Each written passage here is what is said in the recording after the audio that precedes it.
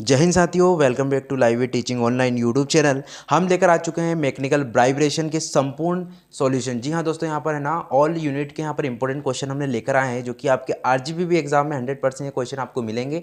अच्छी तरीके से प्रिपरेशन कर लीजिएगा, टाइम बहुत कम बच चुका है, इसलिए हमने कुछ क्वेश्चनों के सॉल्यूशन भी दिए हैं, कुछ क्वेश्चन हमने बता रखे हैं इसमें, जो आपको इसकी तैयारी कर लेना है, जो कि इसमें 100% यहाँ से क्वेश्चन आएंगे। अगर आपने इन क्वेश्चनों की प्रिपरेशन अच्छे तरीके से कर ली तो आप न्यूमेरिकल क्वेश्चन भी कर सकेंगे। ठीक है, तो जो न्यूमेरिकल क्वेश्चन रहते हैं वो थ्योरी क्वेश्चन से रिलेटेड होते हैं। अगर थ्योरी क्वेश्चन अगर आपने अच्छे से पढ़ रखे हैं तो न्यूमेरिकल आपको आराम से बन जाएंगे। ठीक है, यूनिट 1 के हमने ऑलरेडी फ्रीक्वेंसी, नेचुरल फ्रीक्वेंसी के फार्मूले आपको ऑलरेडी बता रखे हैं। जो अगर आपने वो वीडियो नहीं देखी तो जाकर पहले वो वीडियो देखिए, इसके बाद इन क्वेश्चन को आप सॉल्व करिएगा, आपको बहुत आसानी हो जाएगी न्यूमेरिकल क्वेश्चन को सॉल्व करने में एंड समझने में। ठीक है, सबसे पहले हम बात करें यूनिट 5 की, तो यूनिट 5 में अगर देखते हैं सबसे पहला क्वेश्चन यहाँ पर है डिस्क्राइब द साउंड और यहाँ पर व्हाट इज नॉइस। ठीक है, इसके बारे में आपको बताना है, इस तरीके से हमने लिखा है पूरा, चाहे तो आप इसे ही लिख सकते हैं। ठीक है, आप स्क्रीनशॉट लेते हुए चलिए, वीडियो आप कम से कम मिनट में बने ताकि आपको अच्छी तरीके से समझ में आ सके और आपका टाइम वेस्ट ना हो। ठीक है, तो आप देख सकते हैं इस टाइप से हमने पूरा सॉल्यूशन करके रखे हैं। आपको हम इतना टाइम बिल्कुल भी नहीं है कि आपको पढ़कर बताएं, इसलिए हमने ऑलरेडी पूरा सॉल्यूशन है, आप स्क्रीनशॉट लेते हुए चल सकते हैं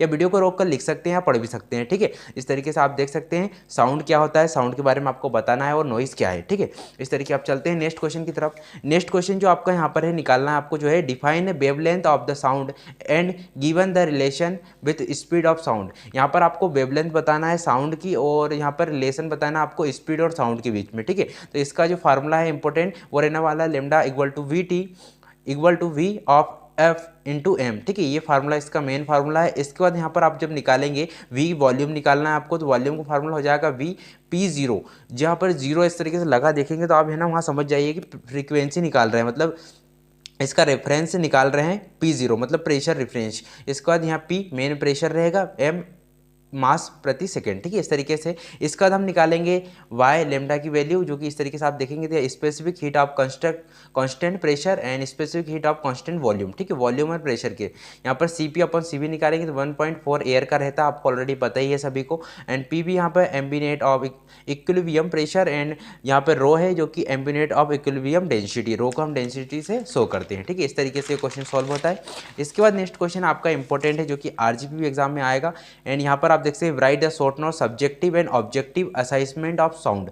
इंपॉर्टेंट क्वेश्चन है ये, 100% आ सकता है आपका, जो कि राइट नोट में हो सकता है। अधिकतर यहाँ पर न्यूमेरिकल क्वेश्चन पूछे जाएंगे, बट आप इन क्वेश्चनों को अच्छी तरह से प्रिपरेशन कर लीजिएगा। ये क्वेश्चन अगर आते हैं तो आप 100% अच्छे नंबर से पास हो सकेंगे। ठीक है, और इन क्वेश्चन का अगर आपने प्रिपरेशन कर ली इस वीडियो के थ्रू बताने वाले, तो अगर ये 100% है कि आप पास जरूर हो जाएंगे। ठीक है, यहाँ पर इस तरीके से ये क्वेश्चन दिया हुआ है, इसके स्क्रीनशॉट या वीडियो को रोक कर आप पढ़ सकते हैं। हमने ऑल सॉल्यूशन भी दिए हैं और कुछ अपने से भी आपको कर लेना है, जिनसे आप अच्छी तरीके से प्रिपरेशन आपकी कंप्लीट हो सके। अगला क्वेश्चन है discuss frequency depend human response to sound. यहाँ पर फ्रीक्वेंसी बताना जो कि डिपेंड ऑन ह्यूमन के ऊपर रहने वाली है। ठीक है, तो यहाँ पर एफ से शो करेंगे, यहाँ पर अलग अलग पोजीशंस रहेगी, तो इस तरीके से इसकी थ्योरी यह रहने वाली है। ठीक है, इसके बाद आपको जो है आइडियल फ्रीक्वेंसी रेंज के बारे में पता होना चाहिए। इस तरीके से क्वेश्चन आएगा और क्वेश्चन आपको न्यूमेरिकल में मदद करेगा। ठीक है, नॉर्मल ह्यूमन की जो रेंज रहती है आइडियल फ्रीक्वेंसी की, वो रहती है 15 हर्ट्ज से लेकर 20,000 हर्ट्ज तक। ठीक है, इसके बाद है ऑस्टेटिक एनर्जी रहती है, उसका रहता है यहाँ पर 20,000 हर्ट्ज से ऊपर। ठीक है,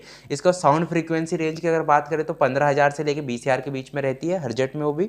और अल्ट्रासोनिक जो साउंड रेंज रहती है वो रहती है 20,000 के अबव, मतलब 20,000 के ऊपर।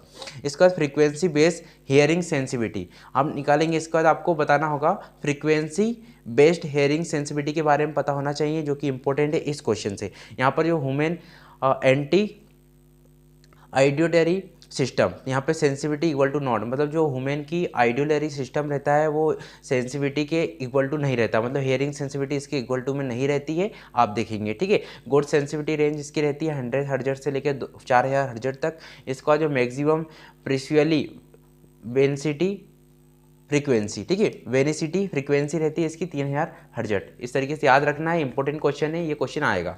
ठीक है, इसके बाद अगर देखें नेक्स्ट यहाँ पर आएगा आपको थर्सोल्ड हियरिंग। थर्सोल्ड में आप देखेंगे तो इस तरीके से की थ्योरी हो जाएगी। इसका हमने मिनी पॉइंट लिखे हुए हैं, आप इन तरीके से समझ सकते हैं और इसके बाद आपने स्वयं से आप एक अच्छी थ्योरी इसमें कर सकते हैं। इसके बाद frequency range of human voice, इसमें के बाद हमारा अगला क्वेश्चन है frequency range of human voice आपको बताना है। तो यहाँ पर जो है रेंज रहती है 80 से लेकर आपका 8000 तक रहती है। इसके बाद ये अबोव रेंज अगर बात करें तो 8000 से ऊपर हर्ट्ज तक यहाँ पर रहती है। लूज हेयरिंग कैपेसिटी रेंज, यहाँ पर लूज हेयरिंग कैपेसिटी की अगर बात करें तो 15 से लेकर 80 आपको ऑलरेडी पता है हर्ट्ज तक रहती है। यहाँ पर अबोव की अगर बात करें तो 8000 से लेकर 16000 के बीच कन्वर्जन रहता है इसका कन्वर्जन, ठीक है। इस तरीके से पॉइंट टू पॉइंट हम बता रहे हैं सभी को। शॉर्ट नोट आपको लिखना होगा डिसिबल स्केल के बारे में, शॉर्ट नोट आएगा। इसका प्रेशर रहता है 0.002 से के बीच से लेकर 200 न्यूटन पर मीटर स्क्वायर के बीच में, ठीक है। इन्वायरमेंटल रेंज में इसमें 10⁻10⁻12 रहता है, ठीक है। और यहाँ पर अगर बात करें 10 यहाँ पर हो जाएगा ओमेगा वाट मीटर स्क्वायर, ठीक है। ये नहीं रहेगा, यहाँ हो जाएगा आपका 10 ओमेगा बाय मीटर स्क्वायर। इस तरीके से आपका हो जाएगा। इसका शॉर्ट नोट आपको लिखना है साउंड प्रेशर एंड इंटेंसिटी के बीच में, ठीक है। यहाँ पे एलपी का इसका फार्मूला रहता है 10 log 10 P square upon P square P zero square आएगा, ठीक है। इसके बाद 20 log 10 P upon P zero. इस तरीके से इसको हम सॉल्व करेंगे तो ये बन के आ जाएगा। यहाँ पे P जो रहती है आरपीएम साउंड प्रेशर रहता है, इसका न्यूटन पर मीटर से हम शो करते हैं। यहाँ P0 रेफरेंस रहता है, आप ऑलरेडी आपको बताया। जहाँ भी आपको यह जीरो लग जाए, ओमेगा के नीचे जीरो हो, एन के नीचे जीरो हो या P के नीचे जीरो हो, इन तीनों की यहाँ रेफरेंस निकाला जा रहा है, याद रखना है। यहाँ पे इसको शो करते हैं हम 2 × 10⁻5 पर मीटर स्क्वायर से, ठीक है। अब इंटेंसिटी का फार्मूला देख लीजिए आप। इंटेंसिटी का फार्मूला होता है I=P² अपॉन PV, रो है। इस तरीके से आपको डेंसिटी से शो करते हैं, ठीक है। और ये V है वॉल्यूम। इसके बाद Li=10 log 10 I upon I0, ये फ्रीक्वेंसी रेफरेंस के लिए निकाला जा रहा है I0, ठीक है। यहाँ पे आप देखेंगे इस तरीके से फार्मूला इंटेंसिटी में यूज़ करने वाला। इसका चलते हैं नेक्स्ट क्वेश्चन की तरफ। नेक्स्ट क्वेश्चन में अगर देखें तो साउंड पावर लेवल के बारे में आपको बताएंगे। यहाँ पर साउंड पावर का फार्मूला जो है LW से होता है 10 log 10 ओमेगा अपॉन ओमेगा 0 और W बराबर यहाँ पर साउंड पावर है और जो W0 रेफरेंस पावर है, ठीक है। साउंड पावर की रेफरेंस निकालने के लिए W0 का यूज़ किया गया है। 10 की पावर -12 W आएगा, ठीक है, वाट। शॉर्ट नोट आपको लिखना है रिलेशन बिटवीन SPL और साउंड पावर के बीच में, ठीक है। ये इंपॉर्टेंट क्वेश्चन है। यहाँ पर अगर बात करें सबसे पहले हम निकालेंगे force the G propagation sound wave intensity is given by. यहाँ पर इंटेंसिटी निकालने के लिए सबसे पहले यूज़ करेंगे हम I=P² पर PV और रो भी है, ये रो है, ठीक है, P नहीं है, रो, सॉरी। यहाँ पर हमने ऑलरेडी आपको पहले फार्मूला बताया, इसके बाद इस क्वेश्चन को सॉल्व हो रहा है, ठीक है। आप देखेंगे इसके बाद आपको साउंड इंटेंसिटी निकालने के लिए LI वाला फार्मूला लगाना पड़ेगा, जो ऑलरेडी आपको बताया अभी थोड़ी देर पहले, ठीक है। इसके बाद यहाँ पर हम सॉल्व करेंगे तो इस तरीके से ये सॉल्यूशन इसका बनकर आएगा। सॉल्यूशन फुल्ली सॉल्यूशन आप देख सकेंगे तो इस टाइप से बन जाएगा, ठीक है। इस तरीके से फुल्ली सॉल्यूशन ये बन जाएगा। लास्ट में आएगा 415 kg पर मीटर स्क्वायर, इसका राइट आंसर हो जाएगा। आप इसके लिख लीजिएगा क्योंकि टाइमिंग बहुत कम बच चुका है, आपका एग्जाम है, इसलिए जल्दी जल्दी से हम पूरा क्वेश्चन सॉल्व करवा देते हैं। इसके बाद आपको सब्स्टिट्यूटिंग वैल्यू निकालनी पड़ेगी इक्वेशन 1 की, जो कि वी गेट उस साइड से, ठीक है। Li + LP + 10 log 10, यहाँ पर क्वेश्चन में हो जाएगा 2 × 10⁻⁻5 का स्क्वायर और 415 हमने निकाला था पहले, इसके इंटू 10⁻12, ठीक है। इस तरीके से LP + 10 log 4 इनका सॉल्व करेंगे तो 400 अपॉन 1415, मतलब ये इसका ऊपर हो जाएगा, ठीक है, इस तरीके से। इसके बाद यहाँ पर LP माइनस में आएगा, इसका माइनस LP -0.16, यहाँ पर समीकरण नंबर 3 दे देंगे इसे। इसके बाद अगर यहाँ निकालेंगे हम 10 बार प्रैक्टिकल पर्पस प्रेशर निकालेंगे, ठीक है। यहाँ पर पार्टिकल प्रेशर पर्पस निकालेंगे जो कि इसमें रहेगा। ये हमें न्यूमेरिकल इस तरीके से सॉल्व करना होगा। तो लास्ट सॉल्यूशन इसका बनेगा Li=LW - 10 log 10S और LP का मान निकलेगा LW - 10 log 10S। इस तरीके से ये सॉल्यूशन हो जाएगा। आपको यहाँ पे ब्राइट नोट लिखना है समीशन ऑफ पुअर टोन्स, ठीक है, ये इसका ब्राइट नोट्स है। इसके इंपॉर्टेंट फार्मूले 2 पुअर टोन्स वेव फ्रीक्वेंसी ω1 और ω2 यहाँ पर रहती है। जो फ्रीक्वेंसी रहती है मेन वेव, जो वेव रहती है उनकी फ्रीक्वेंसी निकालने के लिए ओमेगा और ओमेगा W1 और W2 यहाँ पर लिखते हैं। इसके बाद यहाँ पर P1 = P1 sin W1t + phi एक फार्मूला रहेगा। P2 का इस तरीके से यूज़ करेंगे P2 sin W2t + phi 2, इस तरीके से फार्मूला ये दोनों हो जाएंगे। पीक प्रेशर निकालने के लिए हम यहाँ पर P1 P2 का = ये में एम्पलीट्यूड प्रेशर W1 और W2 हमें कभी भी बराबर नहीं हो सकते, ये यहाँ पर याद रखना है। यहाँ के बाद निकालेंगे हम डिफरेंट एम्पलीट्यूड निकालने के लिए यहाँ पर PAVG, ठीक है, लिखना है square plus P1 upon √2 square plus P2 upon √2 का होल स्क्वायर, ठीक है, इस तरीके से सॉल्यूशन। इसके बाद यहाँ पर जो आपका बनकर आएगा वो बनकर आएगा यहाँ पर RMS वैल्यू निकालना पड़ेगा प्रेशर वेव के लिए, ठीक है। तो P एवरेज एवरेज वैल्यू और स्क्वायर करेंगे तो P1 RMS का स्क्वायर, P2 RMS का स्क्वायर। ठीक है, टेकिंग स्क्वायर रूट लगाने के बाद हम इस तरीके से रूट लगाएंगे, इसके ऊपर रूट लग जाएगा, बेसिक वैल्यू पुट करके ये लिख देना, सॉल्यूशन हो जाएगा। ठीक है, यहाँ पे आपको फिर अगला क्वेश्चन है डिसिबल्स, एडिशन, सब्सट्रैक्शन और एवरेजिंग के बारे में पता होना चाहिए, ये इंपॉर्टेंट है, ये आ सकता है। ठीक है, इसके बाद आपको यहाँ पर जो है डिसिबल एडिशन में अगर सबसे पहले बात करें तो L1, LP1, LP2, LP3, LP4 sound pressure level होते हैं जिनमें हम SPL में यूज़ करते हैं। ठीक है, इसके बाद अगर हम बात करें इनके फार्मूले की तो LP1, LP2, LP3, LP4 यहाँ पर चेंज होगा आपका, बस यहाँ पर यहाँ 1 है, यहाँ ऊपर 2 है, ये 3 है, 4 है, मतलब यहाँ पर ऊपर का जो P1, P2, P4 चेंज हो जाएगा, बाकी सेम रहेगा।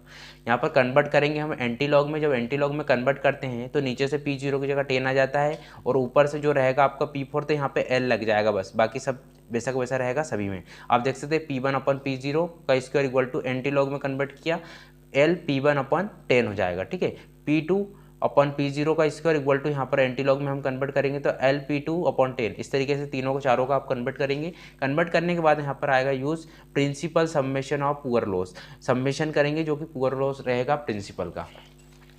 इसके बाद इस तरीके से अगर हम सॉल्यूशन करेंगे तो यहाँ पर सभी को एडिशन करना पड़ेगा आपको, तो P/P0 का स्क्वायर, इस तरीके से सभी को आपको एडिशन कर देना है। एडिशन करने के बाद ओवरऑल एंटी लॉग को भी सम करना है, मतलब जो एंटी लॉग आपके हमको ने बताए थे सभी को भी इस तरीके से लिखना है सम में। सम लिखने के बाद आपको इस तरीके से इक्वेशन मिलेगी, ये वाली equation 10LP/10 equal to 10LP1/10 plus 10LP2/10 यहाँ पे बनेगा, इसके बाद होगा प्लस 10LP3/10 प्लस 10LP4/10। ठीक है, सब्सट्रैक्शन में अगर बात करें तो यहाँ पर 3 मेन पॉइंट रहते हैं, LP1, LP2 और LP। ठीक है, यहाँ पे प्रेशर वैल्यू रहती है जो, इन दोनों के फार्मूले एक जैसे रहने वाले हैं, कोई फार्मूले चेंज नहीं रहेंगे। LP1 में LP1 होगा, P1 2 और यहाँ पर LP में P होता। ठीक है, यूज सुपर पोजिशन इक्वेशन का यूज़ करेंगे। सुपर पोजिशन आपको देखना होगा एक बार, सुपर पोजिशन में हम यूज़ करेंगे तो यहाँ पर जो होगा P/P0 equal to square minus हो जाएगा इन दोनों का। ठीक है, हम एंटी लॉग में कन्वर्ट करेंगे, आपको पता है एंटी लॉग में यहाँ पर 10 नीचे आ जाएगा, L ऊपर लग जाएगा, एंटी लॉग में कन्वर्ट हो जाएगा। इस तरीके से एंटी लॉग कन्वर्ट, ये सॉल्यूशन हो गया। अब यहाँ निकालेंगे हम एवरेजिंग। एवरेजिंग निकालने में LPI के आई के फॉर्म बहुत सारे रहते हैं, 1 2 3, यहाँ पर इसके n नंबर्स रहते हैं। ठीक है, इसको सॉल्व करने के लिए आपको फार्मूला यूज़ करना पड़ेगा। फार्मूला रहता है LP 10 log 10, इसके ऊपर E, यहाँ पर वैल्यू रहेगी, यहाँ पर जो है n से लेकर i इक्वल टू 1 रखेंगे, 10 LPI/10 dB से इसका इस तरीके से रहने वाला। एवरेज हम SLP में करेंगे, एवरेज निकालने पर तो यहाँ पर जो है बार लग जाएगा, इसके ऊपर बार लगने के बाद आप इसे आराम से सॉल्व कर सकते हैं। ठीक है, इस तरीके से ये बन जाएगा क्वेश्चन एंड ये सॉल्यूशन इसका हो जाएगा। गिवन डाटा एक हम न्यूमेरिकल देखते हैं, इसके ऊपर से हम कोई सा भी न्यूमेरिकल ले रहे हैं, इसमें हम आपको बता दे रहे हैं। ठीक है, आप इस तरीके से बहुत सारे न्यूमेरिकल का सॉल्यूशन कर सकते हैं। आपको न्यूमेरिकल में LP मिलेगा एंड R रेडियस मिल जाएगा। ठीक है, सम पावर सोर्स निकालने के लिए आपको LI equal to LP equal to 9 to D। ठीक है, स्पेरियल सरफेस एरिया निकालने का फार्मूला रहता है 4 स्क्वायर। ठीक है, 4 R स्क्वायर, इसमें 4 R की वैल्यू 4 रख के यहाँ पर स्क्वायर करेंगे, ये आ जाएगा। साउंड इंटेंसिटी लोड कर हम LI को वैल्यू निकालेंगे, तो जब हम LW से equal to LI plus 10 log S, ये फार्मूला है। मेन फार्मूले पे हम आपको यहाँ पर डेस लगा देते हैं, स्टार लगा देते हैं, तो आपको समझ में आ सके। ठीक है, ये यहाँ पर ये फार्मूला एंड इसके बाद यहाँ पर फार्मूला, ये फार्मूला है, इनको याद रखना है, तभी आप न्यूमेरिकल कर सकेंगे। ठीक है, ये न्यूमेरिकल आपका इस तरीके से सॉल्व हो जाएगा, जोड़ना है बस और कुछ नहीं निकालना है।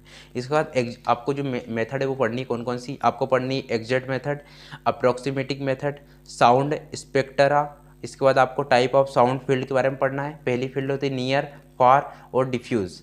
ठीक है, इस तरीके से साउंडलेस के बारे में पढ़ना है आपको। यहाँ पर यूनिट इसकी होती है फेज और स्टोन। ठीक है, इस तरीके से हमने आपको सभी बता दिए हैं। यहाँ पर ये आपको पढ़ना होगा, स्क्रीनशॉट ले लीजिए, आप वीडियो को रोक कर लिख लीजिए। इसके बाद नेक्स्ट चलते हैं। नेक्स्ट के बाद अगर हम देखें, यहाँ पर आपको पढ़ना है सेवंस मेथड, जिसमें इसका फार्मूला रहता है S equal to IM of 1 minus K plus K। यहाँ पर जो रहता है I से इक्वल टू 1 रखा गया, I और यहाँ पे जो ये I है और इसका छोटा I यहाँ पर रहेगा। ठीक है, यहाँ पर आपको जिंकर्स मेथड और ABC नेटवर्किंग। ठीक है, ABC नेटवर्किंग पढ़नी है। इसके बाद इक्विवेलेंट साउंड लेवल के बारे में पढ़ना है। इक्विवेलेंट साउंड लेवल के ये फार्मूला है इस तरीके से, एंड इसका यहाँ पर और इसका एक फार्मूला यह रहने वाला है जो ऑलरेडी हमने पहले लगाया था यहाँ पर निकालने के लिए, जो हमने सब्स्टिट्यूटिंग वैल्यू निकाली थी उसमें वही फार्मूला यहाँ पर यूज़ होगा।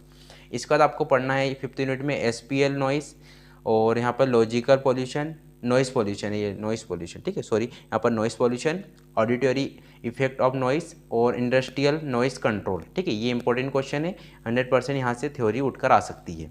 ये हो गया आपकी 5th यूनिट सॉल्व। इसका बाद चलते हैं हम 4th यूनिट पे, देखते हैं 4th यूनिट में कौन कौन से इंपॉर्टेंट क्वेश्चन है। 4th यूनिट में अगर देखें तो what are the 2 degree freedom, यहाँ बताया गया है 2 डिग्री फ्रीडम क्या होता है, इस तरीके से डायग्राम रहेगा। यहाँ पर इसका मेन थ्योरी ये रहने वाली है, ठीक है, आप इस तरीके से इतना याद कर लीजिए, आपको पूरा समझ में आ जाएगा, ठीक है, इस तरीके से। इसके बाद अगर देखें तो प्रिंसिपल ऑफ वाइब्रेशन आपको पढ़ना है इसमें, और नोड पॉइंट और मेड शेप के बारे में। तो एंगुलर डिस्प्लेसमेंट इसमें निकालना रहता है। नोड पॉइंट मतलब वो होता है जहाँ पर जो फ्रीक्वेंसी रहती है वहाँ पर एंगुलर डिस्प्लेसमेंट 0 हो जाए, मतलब कि जिस तरीके से नोड पॉइंट रहेंगे, इन दोनों की फ्रिक्शन पर, मोशन पर, जहाँ पर एंगुलर डिस्प्लेसमेंट 0 हो जाएगा वहाँ पर है ना नोड पॉइंट मिलेगा आपको, ठीक है, इस तरीके से आप हिंदी में भी समझ सकते हैं। इसका न्यूमेरिकल देखें हमने इस क्वेश्चन का, तो ये न्यूमेरिकल आपको 2016 में अधिकतर इस तरीके से क्वेश्चन पूछा गया है। न्यूमेरिकल आपको अलग अलग आ सकते हैं पर निकालना आपको सेम ही रहता है, सेम फार्मूले यूज़ करने रहते हैं। सबसे पहले गिवन डाटा रहेगा K1 K2 K3, ये सब इक्वल टू में m के बराबर रहेंगे और k के बराबर रहेंगे, इस तरीके से आपको लिखना है। इसके बाद आपको यहाँ पर इक्वेशन ऑफ मोशन निकालना पड़ेगी 2 मासेस के लिए, ठीक है, तो ये फार्मूला इंपॉर्टेंट है, ये फार्मूला याद रखिएगा, ये वाला फार्मूला जो है वो इंपॉर्टेंट है, इसके बिना आप सॉल्यूशन नहीं कर पाएंगे। पहला फार्मूला, ये फार्मूला याद करेंगे, सॉल्व करेंगे फार्मूले को, ये बन जाएगा, ठीक है, हम देंगे यहाँ पर समीकरण नंबर 2 दे देंगे इसे। इस तरीके से स्क्रीनशॉट लेते हुए चलिए, या वीडियो को रोककर आप कर भी सकते हैं, इंपॉर्टेंट क्वेश्चन है, ये भी आ सकता है। इसके बाद अगर देखें यहाँ पर तो एज्यूमिंग सॉल्यूशन इक्वेशन 1 और 2 से हम सॉल्यूशन इक्वेशन लेंगे, उनको सॉल्व करेंगे तो x1 और x2 की वैल्यू निकाल जाएगी। x1 x2 की वैल्यू निकलने के बाद आपको यहाँ पर सब्स्टिट्यूटिंग फॉर इक्वेशन करना पड़ेगा और सिंप्लीफाई करना पड़ेगा इक्वेशन नंबर 1 को। सिंप्लीफाई करेंगे 2k minus m w square x1 minus के x2 इक्वल टू 0 के इक्वल टू रहेंगे क्योंकि कॉन्स्टेंट है। यहाँ पर x1 upon x2 equal to k upon 2k minus m w square, ये बन जाएगा इक्वेशन नंबर 3। यहाँ पर आपको सिमिलरी फॉर्म इक्वेशन बनानी पड़ेगी, सिमिलर इक्वेशन में से कन्वर्ट करना पड़ेगा। तो इस तरीके से ये फॉर्म में कन्वर्ट हो जाएगा, ये वहाँ पर माइनस में आ जाएगा इस साइड, ये हो जाएगा K1 यहीं पर रहेगा और x2 उस साइड हो जाएगा, तो ये हो जाएगा आपका K2 इक्वल टू कॉन्स्टेंट हो जाएगा। इस तरीके से फार्मूला बनेगा।